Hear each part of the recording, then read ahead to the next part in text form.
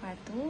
Yang terhormat Ibu Edora SPD MPD selaku dosen pengampu mata kuliah Komunikasi Pendidikan dan teman-teman sekalian. Perkenalkan, kami dari kelompok 4 yang beranggotakan 5 orang, diantaranya pertama Nur Aliyah saya sendiri, kedua Sartika, ketiga Sanawiyanti, keempat Rosita, dan kelima Tuti. Di sini kami akan memaparkan materi tentang komunikasi interpersonal.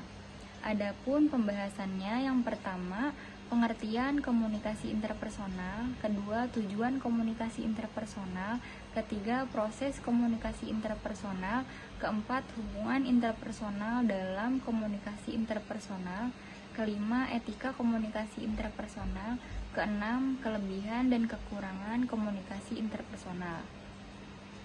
Pengertian komunikasi interpersonal. Komunikasi interpersonal adalah proses pertukaran informasi, ide, pendapat, dan perasaan yang terjadi antara dua orang atau lebih.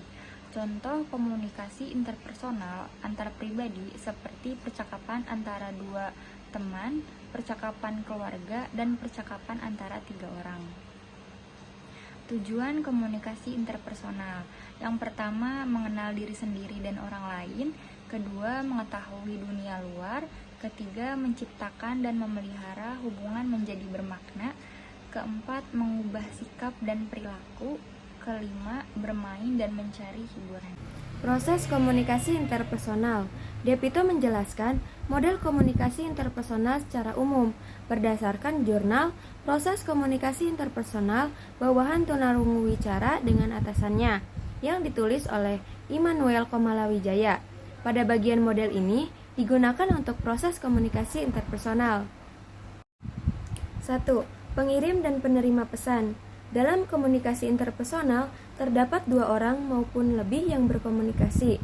Salah satu orang akan mengirim pesan, sementara orang yang lainnya dia akan menerima serta menerjemahkan pesan tersebut. Yang kedua ada pesan. Pesan merupakan sebuah sinyal yang dapat bekerja sebagai stimulus untuk komunikan. Pesan itu sendiri dapat berbentuk rasa, bau, suara, visual, serta kombinasinya. 3. Feedback atau umpan balik. Feedback merupakan sebuah reaksi yang muncul di saat seseorang menyampaikan pesan. Orang yang menerima pesan ini bisa mendengar serta menulis pada pesan tersebut. Yang keempat ada kalimat pembuka.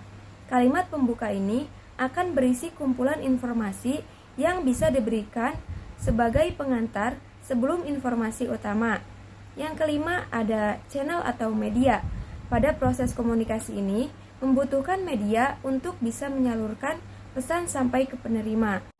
6. Noise atau hambatan. Dalam sebuah komunikasi interpersonal terdapat hambatan yang mengganggu. Hambatan ini dapat menghalangi penerima pesan dalam memproses informasi. Orang yang akan menerima pesan ini dapat salah paham. Contoh hambatan pada komunikasi interpersonal yaitu ketika mati listrik, yang dapat menyebabkan saluran komunikasi bisa terputus atau terhambat. Untuk selanjutnya yaitu ada ciri-ciri komunikasi interpersonal. Terdapat 5 aspek yang menjadi ciri-ciri dalam komunikasi interpersonal. Yang pertama, komunikasi interpersonal ini akan biasa terjadi dengan spontan serta tanpa tujuan terlebih dahulu. Yang kedua, komunikasi interpersonal umumnya akan berlangsung secara berbalasan. Yang ketiga, komunikasi interpersonal kebanyakan dalam suasana kedekatan maupun cenderung keakraban. Yang keempat, komunikasi interpersonal pada tahapannya akan lebih menonjol ke pendekatan psikologis dibanding dengan sosiologisnya. Etika komunikasi interpersonal. Secara umum, etika komunikasi berkaitan dengan moral mode present dalam segala bentuk komunikasi instan ini, termasuk komunikasi interpersonal, komunikasi yang dimediasi massa, dan komunikasi digital. 10 dasar-dasar komunikasi etis. Yang pertama, berusahalah buat memperoleh yang terbaik pada komunikasi serta interaksi dengan anggota grup lainnya. Yang kedua, dengarkanlah waktu orang lain berbicara. Yang ketiga, berbicaralah tanpa menghakimi. Yang keempat, Berbicaralah dari pengalaman serta perspektif Anda sendiri, ungkapkan pikiran, kebutuhan, dan perasaan Anda sendiri. Dan yang terakhir, yang kelima, itu adalah berusahalah buat memahami orang lain atau daripada sebagai benar atau lebih etis daripada engkau. Etika berkomunikasi ketika berbicara langsung. Pertama, ada waktu memulai berbicara, haruslah dengan kata-kata yang sopan. Kedua, harus dengan hati yang damai. Ketiga, jangan mengarah versus bicara kita dengan jari telunjuk karena itu tidak sopan. Keempat, jangan menyinggung kejelekan orang lain atau kelemahan orang lain. Dan kelima, mendengarkan orang lain berbicara, serta tidak memotong saat orang lain sedang berbicara. Kelebihan komunikasi interpersonal. Pertama, ada tatap muka. Salah satu kelebihan utama komunikasi interpersonal adalah sumber pesan dapat melihat langsung siapa yang menjadi penerima pesan. Kedua, umpan balik bersifat segera. Dalam komunikasi interpersonal, masing-masing partisipan dapat berkomunikasi secara tatap muka dan langsung tanpa harus menggunakan perantara. Ketiga, ada melibatkan dimensi isi dan hubungan. Komunikasi interpersonal selalu melibatkan dimensi dan hubungan. Lalu yang keempat, ada verbal dan non-verbal. Ketika berkomunikasi dengan orang lain dalam konteks komunikasi interpersonal, kita tidak hanya berkomunikasi secara verbal, melainkan juga secara non-verbal. Kelima, ada efektif dalam memengaruhi orang lain.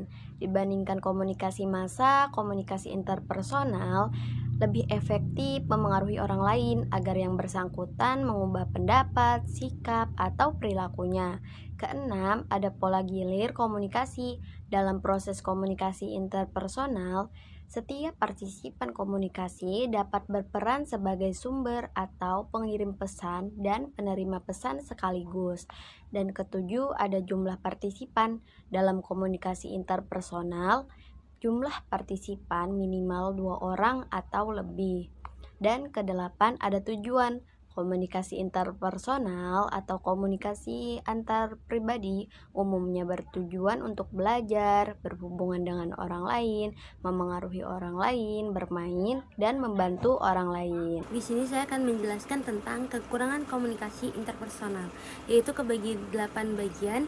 Yang pertama, tidak dapat menjangkau khalayak luas. Kedua, menimbulkan konflik antara interpersonal. Ketiga, menimbulkan kesalahpahaman. Keempat, anonim. Dan kelima, mengurangi kehadiran sosial. Keenam, peluang interaksi. Ketujuh, akurasi informasi. Kedelapan, kekerasan interpersonal. Selanjutnya yaitu kesimpulan. Komunikasi interpersonal adalah proses pertukaran informasi, ide, pendapat, dan perasaan yang terjadi antara dua orang atau lebih. Contoh komunikasi interpersonal antara pribadi seperti percakapan antara kedua teman, percakapan keluarga, dan percakapan antara 3 orang. Komunikasi interpersonal bisa terjadi di mana saja ketika menonton film, belajar, terus juga dan bekerja. Komunikasi interpersonal disebut komunikasi antar pribadi. Efektivitas antara pribadi ditentukan oleh beberapa jelas pesan yang disampaikan.